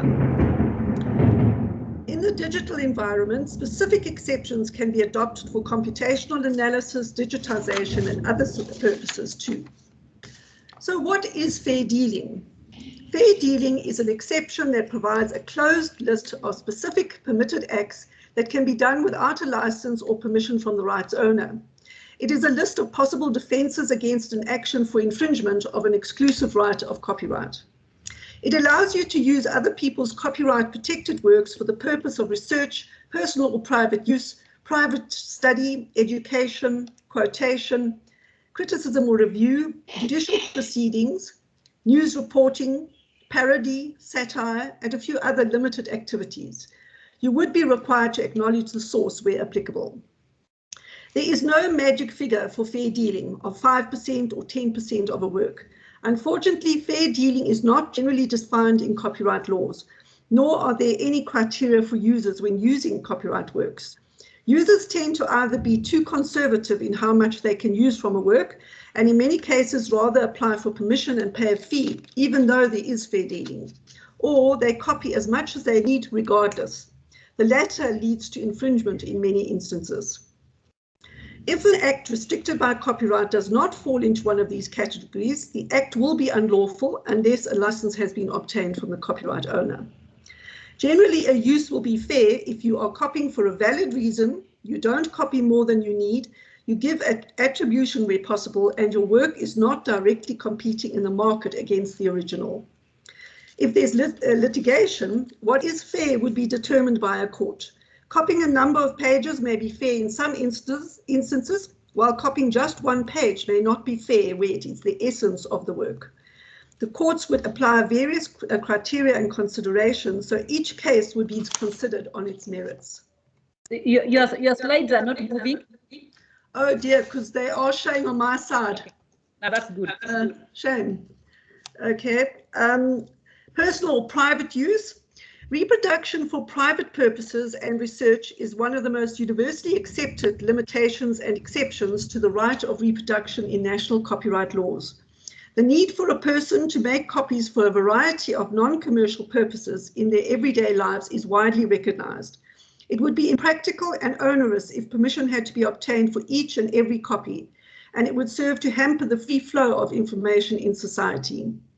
Fair dealing for personal or private use allows any natural person in any capacity to access and reproduce a work, whether analog or digital, for personal, recreational, entertainment, civic, educational, or any other non-commercial purpose. For time shifting, example, recording a TV program for viewing at another time. It also permits reproduction of a portion of a work for the purposes of doing research, being involved in research, or collaborating in research-related activities. This includes scholarly research, but goes far wider. Example, researching a topic of special interest for career development, researching new diets or exercise programs, or one's family history. Here are just a few more examples of personal or private use, but there are many others. Learning a new skill, example, a language or hobby. Finding information for civic purposes or to prepare for an interview. Development of fair dealing. As Jonathan said, fair dealing was first developed by courts in England in the 18th century and was codified in 1911. Fair dealing became incorporated into the copyright laws of the former British imperial territories, now referred to as the Commonwealth countries. Fair dealing is not as flexible a concept as the US concept of fair use. Unlike fair use, fair dealing cannot apply to any act which does not fall within one of the mentioned categories, although common law courts in some jurisdictions are less stringent than others in this regard. For example, if your copyright law does not include digitization and preservation or text and data mining in either the list of acts under fair dealing or in a separate exception, then you may not do it without permission. Although Kenya has fair dealing in its copyright law, in recent years the court have found it necessary to apply the 4 fair use factors in some cases. And I've given you a link to the article on the slide of the particular case. Examples of other exceptions. In addition to fair dealing, exceptions or provisions, copyright laws can include a number of other exceptions where certain acts can be done without copyright clearance or the payment of license. Without such exceptions, prior permission or license would be necessary. Here are some important examples that countries need to include in their copyright laws. For libraries, archives, museums, and galleries, we need reproduction, preservation, digitization, interlibrary loans, replacement of damaged or stolen works, making backup copies, procuring missing parts from another library or information service, format shifting, conversion from old to new technologies, assisting a blind student for purposes of converting an article into an accessible format, allowing librarians to read extracts of books on YouTube or other online platforms, and to use copyright materials for non-commercial exhibitions or commemorative events, assisting authors to deposit their work in an institutional repository, indemnifying librarians when duties are done in good faith, and showing a film or playing a whole work for educational purposes. For education, we need exceptions for sharing teaching material via course packs, e-learning platforms, a US flash drive, email, or PowerPoint slides, including portions of works in printed or electronic form in an assignment, portfolio, thesis or dissertations, assessments, examinations, personal use, deposit in an institutional repository, sharing articles with fellow educators for preparation for teaching, conferences, or research.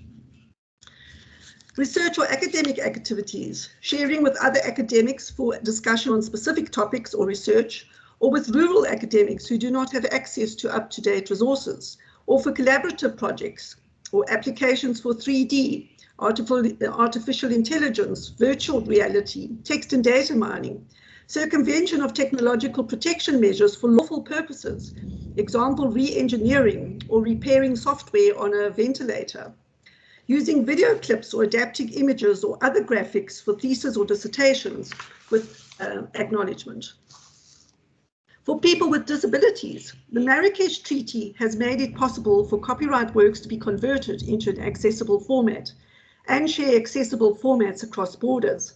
This includes blind and visually impaired persons or other reading challenged persons, but the exceptions in national copyright law can expand to include persons who are deaf, dyslexic, or who have other disabilities. Countries need to ratify this treaty to benefit from cross-border exchange of accessible formats. Orphan works, making it possible to use such works where the rights owners are untraceable. Translation, being able to translate works into indigenous languages or sections for teaching and learning. Open access options for deposit of manuscripts of articles in open access institutional repositories to enable the creation of open educational resources and to use Creative Commons licenses. Temporary copies. These are machine generated, but an integral part of accessing and using digital material. So these are all examples that should be in copyright law. If your country is updating its copyright law now or is planning to, have a look at the very practical exceptions and other information in the EIFEL model copyright law. I've given you the link on the slide.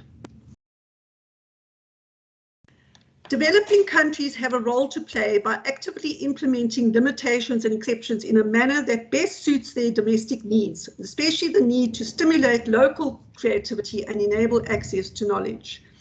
In addition, the international system must more explicitly recognize, emphasize, and promote the critical role of limitations and exceptions in ensuring follow-on creativity and promoting diverse forms of creative engagement. The role of limitations and exceptions in promoting public welfare is a matter of extreme importance, not only for users of knowledge goods, but for creators as well. In a digital world, the line between users and creators has become blurred. Users are creators and creators are users. Libraries, for instance, are now users, custodians, creators, producers, and publishers. Everyone across the spectrum needs access to information, and limitations and exceptions are the key to access. Without the appropriate balance between protection and access, the international copyright system not only impoverishes the global public, but ultimately it undermines its own ability to sustain and reward the creative enterprise for the long-term future. You may like to read the article by Ruth Okadiji. The link is on the slide. I'm sorry if you're not seeing my slides, but you will get them. I've given you a whole slide of useful resources, including the EIFEL Model Law, Jonathan Band's Fair Use Handbook, and many other resources. Conclusion, to the extent... Sorry. Can you see it? Yes. Oh, good. In conclusion, to the extent copyright law is an integral aspect of shaping the conditions necessary for human flourishing and thus foundational for national economic development, the design of international and national copyright law matters a great deal. The pressure to harmonize copyright law and the long practice of doing so only in the direction of strengthening exclusive private rights has made it unnecessarily difficult to adjust the system to accomplish goals that are important for the welfare of developing and least developed countries. National copyright laws need to be as flexible as possible to enable access to knowledge, use of copyright works for education, research, civic, professional and career purposes for people with disabilities, etc. Fair dealing, together with specific exceptions for the above purposes, is key to a balanced copyright law, but fair dealing is limited, especially in the digital space. It does not have the flexibility and future-proofing options that fair use clauses have in the US and 12 other countries.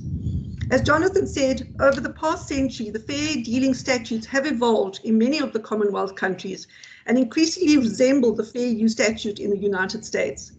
The evolution of fair dealing to fair use in court decisions indicates that fair use is more flexible than fair dealing in the digital world.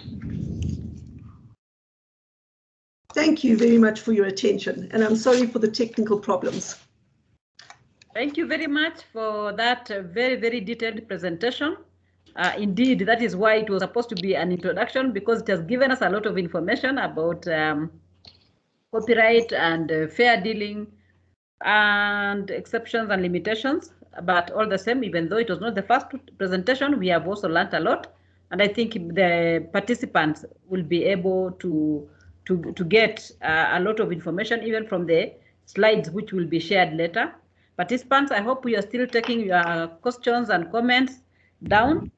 We are about to finish the presentations. We will now invite the last presenter, who is Mr. Paul Kaindo. Mr. Paul Kaindo is Senior Legal Counsel at Kekobo, and he is an advocate of the High Court in Kenya. He has vast experience in intellectual property management, and enforcement, dispute resolution, contracts and commercial practice. He holds a master's degree in intellectual property from University of Zimbabwe, an LLB degree from Kampala International University, and a postgraduate diploma in law from the Kenya School of Law. He previously worked in private practice and was also a law lecturer at a middle-level college in Nairobi. So we take this opportunity to welcome Mr. Paul Kaindo to give us his presentation. I don't know whether he is able to hear us. Yes, I can hear you. I'm not sure whether you can hear me. Yes, we can hear you very clearly. Thank you, Jane Grace. I hope you can also see my screen. Yes. Thank you. So thank you, Jane Grace, and thank you to the previous presenters, Denise, Joseph, and the presenter from Nigeria. We can't see the screen. Okay. The host kindly. The host can. There it is now. Oh. Okay. Okay. Thank you. But I hope all will be well. Yeah, we can see it now. Thank you. Okay. Okay. Thank you. So I'll take the shortest time possible. So in the interest of time, I'll just jump in. So I like what Joseph M. Kivulias said earlier, to the difficulties in ensuring that the libraries are able to use the exemptions and limitations, because that they are varying advices from the practicing lawyers. But I believe that the reason is because there is also a debate on between the property rights and human rights, which supersedes the proponents of property law rights simply say that these property rights should actually supersede human rights, and human rights proponents say that it should actually be the other way around. So to bring a balance between the two, the law simply provided that, yes, we do acknowledge the rights of the property owner, in this case, the copyright owner, and we also acknowledge the human rights of the public. We are aware that there is the right to access information. So to balance that, the law in Kenya particularly, because I'll be presenting on what the Kenya Copyright Act provides in relation to exemptions to fair dealing and exceptions. So it provides for the exemptions at fair dealing in provisions at the section 26 subsection 3. There is also section 26A and also 26C. 26C is a reproduction of the Marrakesh Treaty. It is the one that provides for the exemptions by the visually impaired persons and persons who are print disabled. In relation to section 26, subsection 3, it provides for the general exemptions under the Copyright Act, directs us to the second schedule. Then section 26A provides for the exemptions in relation to computer programs, which are also subject to the exemptions under the second schedule. I'll jump directly to the general exemptions, which are provided for under section 26.1. At the second schedule, Part A provides for the general exemptions, and it says that it is the exclusive rights under section 26. These are the exclusive rights which were mentioned by Denise Aria, that if that the doing of any of those exclusive rights by way of fair dealing for purposes of scientific research. Earlier, somebody did mention that it is specific to scientific research, private use, criticism, or review of, as well as reporting of current events. So that is one of the exemptions. It also applies it applies across the board, including sound recordings. Then the exercise of these rights by way of parody, pastiche, and caricature. So if it is for the purposes of parody, pastiche, or caricature, of course, it will be an exemption under the second schedule of the Copyright Act.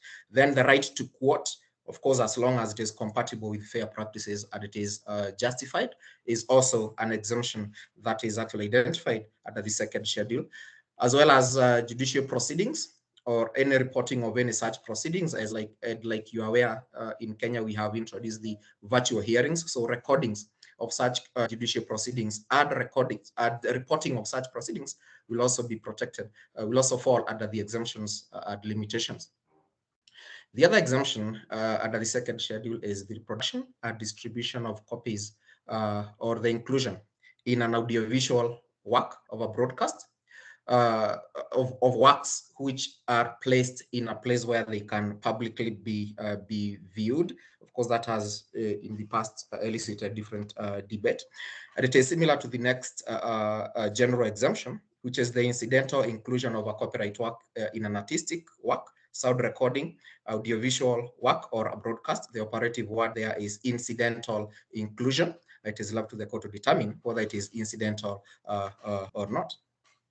The last general exemption under Part A is the reading or recital in public or the broadcast by one person of any reasonable extract from a public work, if accompanied by sufficient acknowledgement of the author, would actually fall under the exemptions under Part A, subpart 1. And all these general exemptions have, again, a rider that there has to be sufficient acknowledgement of the author for them to actually those are the general exemptions. Then the second schedule goes right ahead to provide for exemptions for specific areas, starting with educational institutions, B of the second schedule, and to provide specifically for about 5 exemptions, at least 4 exemptions for which apply to educational institutions, which are specifically defined under the section 2 of the definition section of the Copyright Act. They include the inclusion in a collection of literary or music works of not more than 1 page of a work, and that also includes an acknowledgement of the title and authorship if the work in question is designed for use in a school or in a university. A school is specifically defined under the Act, falls under specific acts, as well as a university. So they use the inclusion of not more than 1 page by such would actually be an exception for educational institutions. Secondly is the non-commercial reproduction for teaching in educational institutions of previously published articles or extracts of such articles, as long as that reproduction is justified by the purpose for which they are reproduced. And again, there is no collective management organization that collects in that area. Of course, if there is a collective management organization in that area, then they should actually seek for a license. This would be a reprographic license in relation to that. You'll note that this is not a reproduction of the Act as it is. I did summarize what is in the on the slides. Then the broadcast of a work, if the broadcast is of course intended for purposes of systematic instructional activities, as well as reproduction or rebroadcast of those broadcasts for the use by schools and universities for purposes of systematic instructions by those schools or universities as defined in the Act. The operational words there are for purposes of systematic instructional activities. And again, there is a requirement that these there should be an acknowledgement of the author. So those are the exemptions under the second schedule's general exemptions at educational purposes. Then libraries and archives under the second schedule of the Act also have been benefit from some exemptions which are enumerated under Part 1 of Part C of the second schedule. And there are generally 2, like I've enumerated there, and they include the reproduction of a work under the direction of a government or a public library or archive. It must be for a non-commercial documentation or scientific purpose. That institution must be doing them for purposes that are besides commercial. So no money should actually be derived from such reproduction by the government or by the public libraries or archives, as well as the making of a single copy, notice the operative word, single copy, of books which are not available in Kenya. And it must be under the direction of either a person in charge of a public library or an archive for purposes of archiving and preservation. An exemption which is granted to broadcasting organizations. They include the reproduction of a work under the direction or control of a broadcaster, where that broadcaster has been granted that authority by the right holder. These broadcasts are, of course, authorized by the copyright owner, and they are destroyed within 6 calendar months immediately following the making of the reproduction, or of course, depending on the terms of the license with the copyright holder. So that reproduction for purposes of broadcasting within the license terms of the right holder would actually fall under the exemptions and limitations, as long as they're destroyed within 6 months. But if there is a rider under that provision, that if that work is of an exemption or documentary nature, then it may be preserved. However, it cannot be rebroadcasted or it cannot be used for any purpose unless authorization and consent is derived from the owner of that work. And of course, broadcasting of work that is already lawfully made accessible to the public would also amount to an exemption under the second schedule of the Copyright Act. I had also the benefit of also mentioning the exemptions which may not directly be in the second schedule, but when you look at the body, at the text of the Copyright Act, particularly after the amendments in 2019, there are at least 2 exemptions, which one of them operates in relation to computer programs, 26A, and the exemptions apply to computer programs which are reproduced for purposes of making copies, for purposes of correcting errors. So that will not amount to an infringement, and you don't need the authorization of the copyright owner. Making a backup copy, notice the word a backup copy. That means it is just one. So if you reproduce a copy for purposes of making a backup, that will not amount to an infringement of the rights under Section 22. That making copies for purposes of testing a program in order to determine whether it is suitable for the use of the person as he intends would not be an infringement, as well as making copies for purposes that are not, I would actually wish to use the word, that are allowed under the license or the agreement. So if you do any of the acts, even if they are provided for in the act as an exemption, but they are not, they're allowed, then it would actually be to not fall under an exemption. So as long as it is within the license agreement. The other one is decompiling or converting the program. This is of course not reproduction, but decompiling or altering the program into a different version or creating a different language for purposes of enabling the program to operate with other programs would also be an exemptions. And lastly, ladies and gentlemen, is the exemptions which were introduced by the Marrakesh Treaty for purposes of visually impaired persons or persons which are otherwise print disabled. And it is not an infringement of a copyright for an authorized entity as defined in the second Section 2 of the Act to produce or to distribute copies of or sound recordings for purposes of previously published literary works, for purposes of making them available to these visually impaired persons.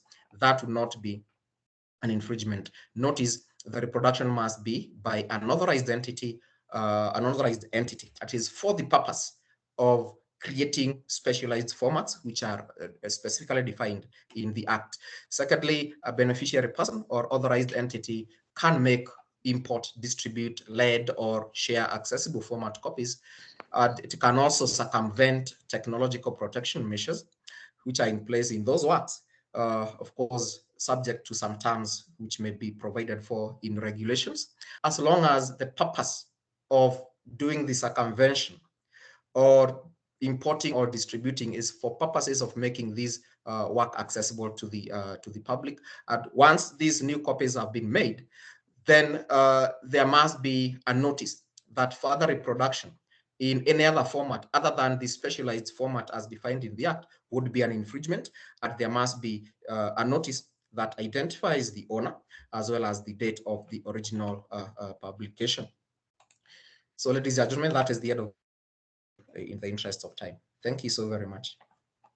Thank you very much, Mr. Paul Kaindo, for that very informative presentation on the Copyright Act of Kenya. I believe that the Kenyan librarians in the forum have learned a lot, or rather have reminded themselves of the areas that the limitations and exceptions apply to.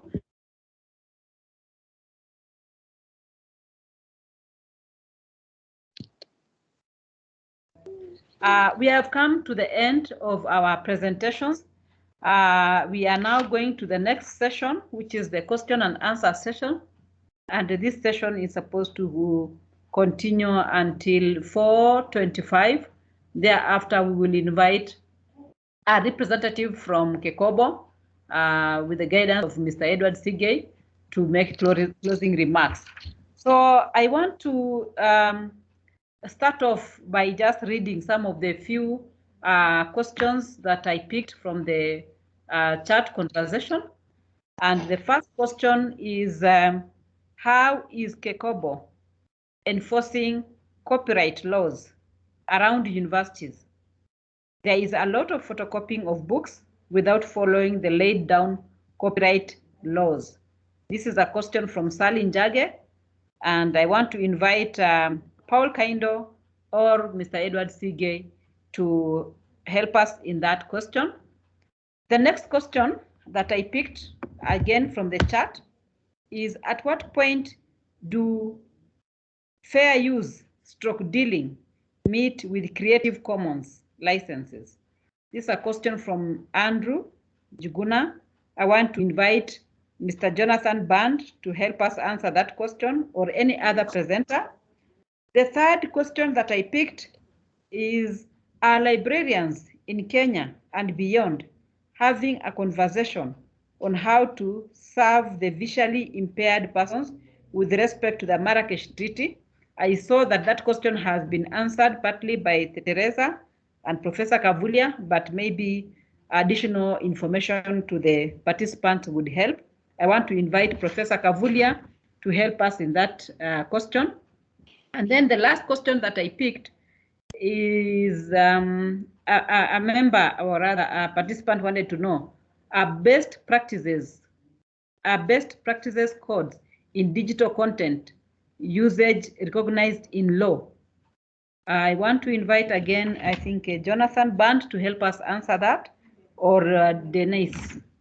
Thank you so much. I want to invite Paul Kaindo or Edward Sigei to give us the answer, followed by Jonathan, and then Professor Kavulia and Denise or Jonathan. Thank you. All right, thank you very much, participants. I've seen a lot of comments and chats on the chat box, and I'm happy to see that a lot of us are following even after this moment. On the matter of how Kekobo is dealing with the issue of photocopying, by legislation in Kenya now, we are expected, if we take somebody to court, to also move with someone who is complaining. That is the complainant. So at this point, since Copycan is no longer in working, and so we only take only action where there is a specific complaint by the author or the publisher who is affected. So in that case, our hands are, we are tied to some extent, until and unless there is the organization that represents the publishers and printers in the sector, or else there is a specific complaint. So otherwise, there's no case in Kenya if you don't have a complainant. There's also another question I saw directed to Kekobo about popularizing its services. We are fairly new in Kenyan terms. We are just about 10 years old now as an organization, and we do not have offices all over. But we've been trying to be more visible online, and we do invite anyone who has a team or a group, or have some people gathered together to and would like to have training and learn more, to engage with us, even virtually, like we are doing this time. So we just we invite you to visit our website, follow us on social media, and you will find out more, and encourage other people. We do have printed material for the purposes of raising awareness, and we will keep on working with there's something that we are working with IFOL that will assist even on the Marrakesh issue, because this thing is very wide. Today we've only looked at librarians and to a limited extent researchers, but there are other people also who would like copyright works and who would like to know more about it. So if you need more training, if you need more webinars, you need more engagements, just let us know. I'll leave an email here for the purposes of reaching Kekobo, so that we can engage more even after this session. Thank you.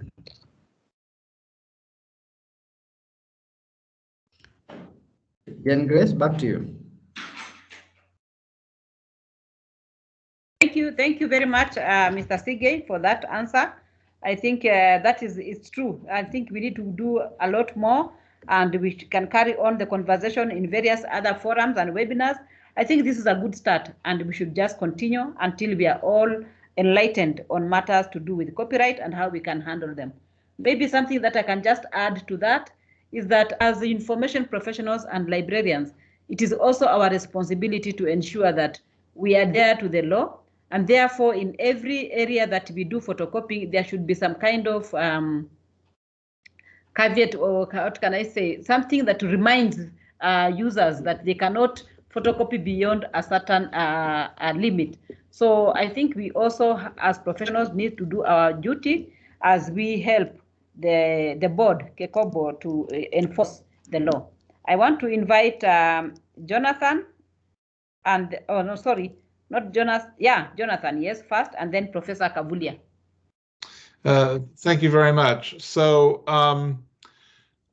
with respect to Creative Commons and fair use, they really, in general, operate in different spheres. So with a Creative Commons license is a license where the creator basically authorizes people to make uses of his or her work, and under certain conditions. So, for example, it might say, you know, they can use the work so long as there's attribution, or they can use the work so long as it's for a non-commercial purpose.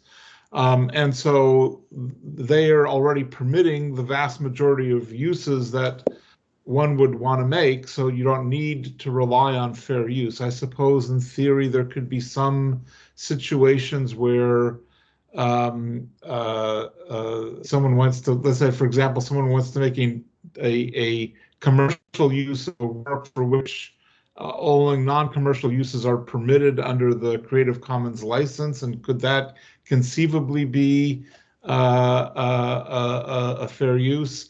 It might be a fair use, but it still could breach the license terms because the Creative Commons license basically says it's a license, and so if you breach the terms of the license, you might not be violating copyright, but you might be breaching contract, breaching the license. But as a general matter, that situation doesn't arise because the Creative Commons license is very clear about what it permits, and it does really permit the vast majority of uses that one is likely to make of the work. Now, I didn't quite catch the second question that you had directed towards me. The question was, are best practices codes in digital content usage recognized in law? Well, so far, so to just back up, at least in the United States, several groups have put together codes of best practice, and typically that's academics who have led that process to help guide people about applying fair use. And those codes of best practice have been extremely useful for various use communities, and the best example is documentary filmmakers, who, of course, when you think about a documentary film, often makes use of pre-existing works, photographs, clips of film, music, and rights clearance for a documentary could be very expensive and time consuming. And so the question is what could you do under fair use? And the best practices for documentary filmmakers has been very widely accepted among documentary filmmakers, and it's been very helpful to them. It's also been insurance companies that offer insurance to policies to documentary filmmakers have been willing to rely on those best practices because they say, well, and a lot of times if you want to get your film in the United States screened at a movie theater, you need to have insurance, because otherwise the theater is worried that there might be liability for infringement. So insurance companies have been willing to issue insurance to documentary filmmakers where the documentary filmmaker certifies that they're complying with the best practices. However, to my knowledge, no court thus far has referred to those best practices and endorsed them. And certainly the rights holders, as a general matter, they also don't endorse them because they say, well, they were developed without us. Now, the reason they were developed without the rights holders is because if the use communities tried to develop best practices with the rights holders, they would never get anywhere, right? Because the rights holders' view is everything should be licensed. Mm-hmm. So you would have this very long negotiation that would go, and no one would go anywhere. So the bottom line is that it's been these best practices have been very useful for the use communities, but so far there has not been, to my knowledge, in the United States or elsewhere, sort of a court or a legislature that has said, that has given a stamp of approval. Thank you for that answer. I think you have well put it. I now want to invite, in the interest of time, I want to invite Professor Kavulia to answer the question on Marrakesh Treaty and what Kenyans are doing about it. And then I'll come to the next round of questions. Welcome, Professor Kavulia. Thank you very much, Grace, and thanks for that feedback. I think the matter of Marrakesh Treaty, we had a long chat last year that culminated in a webinar where a number of issues were clarified. Because I'm sure this is a member of CLIS, what we can do is to share the outcome of that, because we had a long discussion on do's and don'ts. And it became clear that we have the green light to implement Marrakesh Treaty in our libraries. Number two, we also resolved that we could develop a guideline, kind of a guide to implementation of Marrakesh Treaty in libraries. I know AFOL and Kekobo are collaborating on this matter, and as CLIS we have been invited to make an input so that we can have a guideline or a code, as we are calling it. So that one I can say that, but I can add that on another matter, that maybe this is to cooperate executive director and his team, and also AFOL, whether it's possible to create yet another kind of a guide for libraries on limitations and exceptions, because it's really a difficult ground. Thirdly, we know it is very difficult for librarians to operate with the courts. It's like everybody is watching librarians to pounce on them and catch them and take them to court and their institutions. So I think we need a better dialogue between, especially the lawyers and publishers and librarians, so that we can have a common ground. But as I've highlighted, in my view, is that maybe the problem we have is a market issue. There's no market for books in Kenya. And therefore, when librarians say we can do this without paying, you're infringing on a very serious financial goal of publishers and others. And therefore, that could be the problem. The only problem is that without access to information, without access to books, we cannot develop the reading culture. And therefore, it goes around again, there's no market. And therefore, I think it's a dialogue that should continue, as somebody has suggested. Otherwise, thank you very much for the opportunity.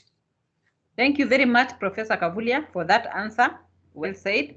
Now, Professor Otike has asked 3 questions. The first question he has directed to Jonathan, though I feel that even Nicholson can also answer that question. And the answer is, why is it that most countries are afraid of having copyright on fair use basis? Directed, okay, the question is directed to Jonathan, or I think even Nicholson can also answer. The second question is directed to Desmond. Has Nigeria fully implemented the Marrakesh Treaty in institutions in Nigeria? And his third question was to Paul Kaindo, who determines the composition of the Copyright Board? And I think from the remarks from Professor Otike, I think he is trying to say, is there a possibility to ensure that librarians are represented in the board? Thank you. I want to stop there and take the next round of questions, though I don't see any in the chat, but let's just answer those questions and see if there are any other questions that have not been answered. Thank you. I want to invite Nicholson to try and answer that question on why most countries are afraid of having copyright on fair use basis, assisted with by Jonathan. Thank you. Okay. Can you hear me? Yes, yes, we can hear you. Just from our experience in South Africa, there's been a strong opposition to fair use, and it's mainly from multinationals who do not want developing countries to have fair use, although they benefit from it themselves. America has the largest entertainment, publishing and IT industries in the world, and it's contributed, a lot of it is because of fair use. So the multinationals are happy to, have a good profit margin, but they don't want developing countries to have it. And we're having a huge battle in South Africa because we desperately need fair use. Our fair dealing is very limited and it doesn't address the digital world. But the whole argument is that if you introduce fair use, everybody's going to copy everything and not apply for copyright at all. Some examples have been given where they've said that we will copy one textbook and make 2,000 copies for our students. And that is not fair use, that is infringement. But they continue to say that we will do that, despite us telling them that that is infringement. They also say that the publishing industry is going to collapse. Well, there are 13 countries with fair use at the moment, and I've written to most of the academics and librarians in each country, and they all say that publishers are still publishing, artists are still painting, writers are still writing, and it hasn't caused a collapse in the publishing industry. I think the main concern about the introduction of fair use into developing countries is they benefit from us. I mean, we're net importers of intellectual property, so we pay a lot of money over to foreign developed countries, and they like that. They don't want that little pinch in their profit margin. I mean, in South Africa, they've gone to the extent of having a protest in America where they got the US trade representative to threaten trade sanctions if our president passed our bill. The EU also wrote to say, do not pass this bill, and it went back and it's now back in Parliament under review. And it's absolute nonsense that fair use is going to damage anybody. It actually contributes, and Jonathan will probably say this, it contributes a huge amount to the economy in America, be able to use fair use and the production of material through using fair use. Wherever anybody complains that it's going to affect the publishing industry, it's nonsense. It hasn't happened anywhere, and we don't think it'll happen in South Africa either. Okay. Yeah, no, I share Denise's frustration, and sort of as a U.S. citizen, I'm embarrassed that my government is not more proactive in exporting fair use. They're perfectly happy to export Life Plus 70 or requiring countries to adopt technical measures and so forth, but not fair use. And it is, as Denise said, it's that you have these large entertainment industry, the large entertainment companies, mainly U.S. companies, that rely on fair use domestically, but they don't want it applied internationally. So in their slight defense is, their attitude is that, gee, enforcement is so bad, or there's so little respect for copyright in so many countries around the world that all of these more exceptions will be abused.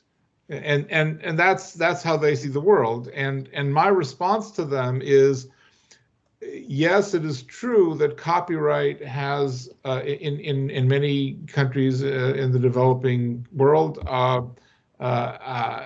it is true that copyright does not have a great deal of legitimacy, and that copyright is not well enforced. But part of the reason why that is so is because the copyright laws in those countries are so one-sided. I mean, they're copyright laws from 1911, right? I mean, you have some countries that really haven't amended their copyright laws since the early part of the 20th century. And whereas the copyright laws of the developed countries have been updated repeatedly and have a lot of balance. As a result, the copyright laws in many developing countries, they have no legitimacy. People don't respect them because they realize that they're completely out of date and completely one-sided.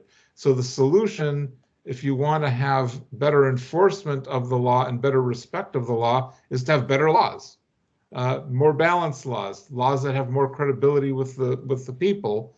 Then people will respect them. And so one of the ways, especially with copyright, is have a 21st century law, have the same exceptions in Kenya that you have in Singapore, right? I mean, why should people in Singapore have more freedom to use works than people in Kenya or South Africa? And so once you make the laws more balanced and more legitimate, then I think people are more likely to observe them. So anyway, it's been a constant battle. Thank you very much. Something there, that countries with fair use are using our material, South Africa and Nigeria and Kenya and everybody else's material with fair use, but we can't use our own material under fair use. We got stricter, fair dealing and strict, or we haven't got exceptions for these things. So we're not even able to use our own material, but Jonathan and everybody else in America and that can quite happily use our material under fair use. And I don't think that's fair. You're right. Yeah, thank you please. so much. I want to welcome Desmond. Yes, thank you. Yes, Desmond. In fact, I share the sentiments of Denise and Jonathan. The question of legitimacy actually also has another angle to it. Us as Africans, we are more communal. We believe that properties, things should be owned by the community. In fact, to the extent that children are brought up by the community, I mean, this is one thread that runs through all African countries, right? Now, on the other hand, we have copyright law, which has a history that is different from ours. A history where, that is, the ideas are based on, the ideologies are based on individualism. I should own my thing. The property belongs to me. And it's on that premise that copyright law developed. Now, bringing it to Nigeria, bringing it to Africa, there will be these conflicts, there will be these tensions, because you have a law that is coming from a culture that is different from, the culture in Africa. And the best way to ensure that legitimacy is through these open, balanced, and flexible exceptions, a key of which is the fair use exception, and the other exceptions that Nigeria is trying to introduce. Once that is done, the legitimacy will be achieved. And then, of course, to answer the question pointedly, like Denise has said, it's fear-mongering. It's question of, they begin to bring copyright issues within the context of trade, within the context of, international trade. And once all those starts coming, once African countries start saying that, oh, we will lose aid, we will lose international trade, we will lose foreign direct investment, you see them backing up. And that is what happened in the case of South Africa. You see a complete, U-turn from the government, and that is why in South Africa now things appears to be very slow as far as their copyright amendment bill, the copyright reform process is concerned. For us in Nigeria, like I said in the course of my presentation, somehow, maybe because the process was not very open, it has disadvantages, but I see some advantage in this case. Maybe because the process was not very open, the usual suspects, these international, publishing houses and the rest, didn't quite know what was happening. And I am hoping that within this short frame that we have for the process to be complete, they don't throw all the spanners in the works and make things difficult for us. Thank you very much. I want to invite you to go on and answer the question that was directed to you about the Marrakesh Treaty implementation in Nigeria. You have muted. Unmute kindly. Kindly unmute. Okay. Yes, to the best of my knowledge, I'm not aware that anything is happening in terms of implementation at the institutional level, in terms of public institutions. But I'm aware that REPRONIG, that is the Reprographic Rights Organization of Nigeria, the arm that is focused on literary works, the print and publishing industry, the collective management organization in that sector, is doing, that is the equivalent of CopyCare in Kenya. I understand that they have been having some, the process has been on for some time now with WIPO, that is the arm of WIPO that is interested in, that is working on implementing the Marrakesh Treaty, to implement that treaty within the Nigerian context. But I don't know how far that has gone. But I'm aware also that the current Director General of the Nigerian Copyright Commission, out of his own private initiative, has produced one of his books in Braille. So I can say that as far as implementation of the Marrakesh Treaty is concerned in Nigeria, it's been pushed by private initiative. I'm not aware that there is any actions at the institutional level, other than passage of the Persons with Disabilities Act, which does not quite link copyright with disability rights in Nigeria. But and also, other than having specific exceptions in the Nigerian Copyright Act, nothing seems to be happening in terms of implementation at the institutional level in Nigeria. Thank you. Thank you very much for that answer.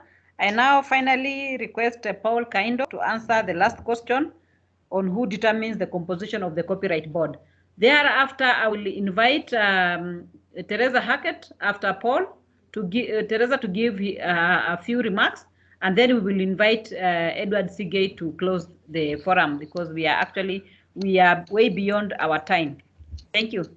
Welcome, Paul. Jane, I'll actually deal. I'm Edward Sigei. I'll deal with the question. Okay. state corporations in Kenya are managed by, the boards are determined by two things. One is circular from the head of public service, and also by the legislation. In Kenya, we have a limitation as to the number of people who sit on the boards of a state corporation. And due to that change, we made certain amendments in 2019 to bring down our board from a potentially 23-member board to 9 persons. Even then, you find that the number of the slots are even limited for the purposes of having representatives of authors themselves. So we have only three areas that are represented in the author side. That is publisher, music, and film or audiovisual rights sectors, based on the size that were chosen based on the size. As such, to answer Otike directly, there are no users of copyright works. There are no beneficiaries of copyright works, and there is unlikely that there will be slots for those categories within the copyright board. So I think that I'll leave it there, but then ask Teresa to give her final comments. Thank you very much, Mr. Sige.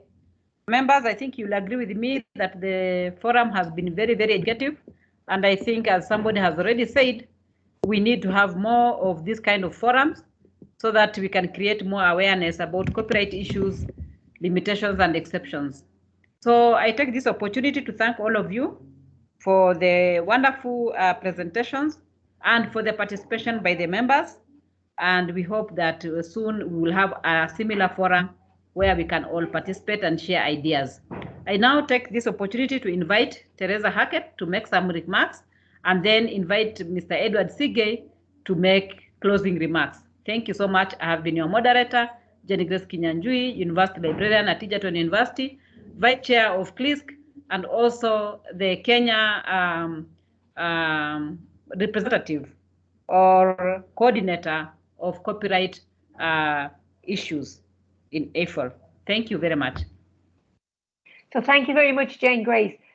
Can you hear me? Yes, we can hear you very clearly. You can hear me. Okay, I'm just checking.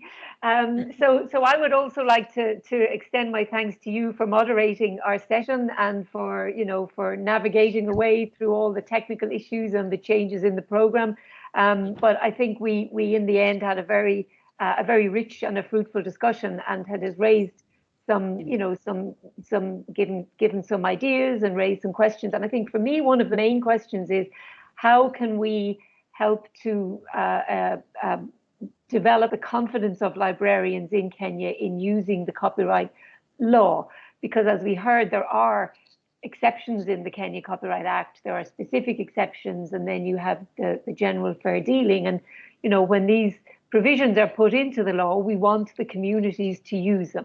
So maybe we can think about how can we help to develop that confidence.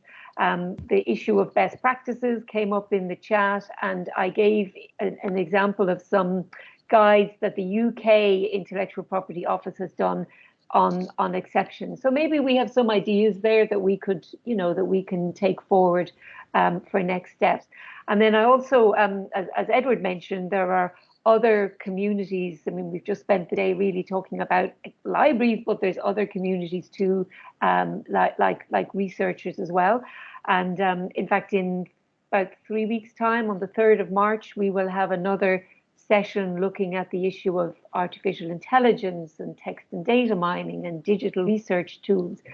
So there are many interesting areas that I think we can all explore. So I think this is the start of a conversation, and perhaps from that then we can build on some practical tools and advice to help people in a really, to help the library community in Kenya in a really practical way. So I thank you very much for all, everyone for your presentations. And with that, I'll hand now over to Edward. Thank you. Thank you very much, Teresa, for those comments. Okay, thank you. Yes. Yeah, okay, thank you very much, Jane Grace, for moderating very well. And I think the sessions have been so good that we have not noticed the time is flown. Yes, and I wish to thank the presenters also for sparing their time and researching and preparing. And I would suggest that all of us use the email that I gave so that we can put together the presentations for us to be able to share with our participants. With the participants, I wish also to thank you for your attendance and participation and engaging. Finally, I wish to say that we've taken one step in dealing with a very complex issue. And let's keep on having these discussions. We have taken note of the comments on the chat as well, and we'll seriously consider them. As Kenya Copyright Board, the next frontier for us in terms of reform of the law is this area of exceptions limitations. There are these areas and there are many other areas. As always, we face the challenge of having how to manage the conflict, the competing interests of publishers and the public, and also to protect the professionals that work in this area. So the next set of reform will be focusing on this, and I think your contribution as librarians will really be very, very key when you're called upon to give your comments. So I wish again to thank the librarian community for, if all wish, and for working with us. And as you mentioned, you had we have the next session very, very soon on AI. These are emerging issues as well that we need to have an eye on. So with those many remarks, I wish you a very good evening, and thank you for attending. Thank you very much, Mr. Edward Sigei, for those closing remarks. And we really, once again, want to say that we really appreciate you are hosting this forum, and we hope that we have just started and that we will continue working together so that we can create more awareness about copyright issues in Kenya, so that our librarians and information professionals can serve their users better for the benefit of the country in terms of sustainable development. I take this opportunity to thank all of you, and members, participants have given their email addresses through the chat. So I'm hoping that the host has been taking note of that, and that the slides and the presentations will be shared to all the participants. Thank you very much. May God bless you. Have a nice evening for those who are in the evening session, and have a nice day for those who are just beginning their day. Thank you very much. Bye. Thank you. Bye. Thank you very much. Bye. Bye.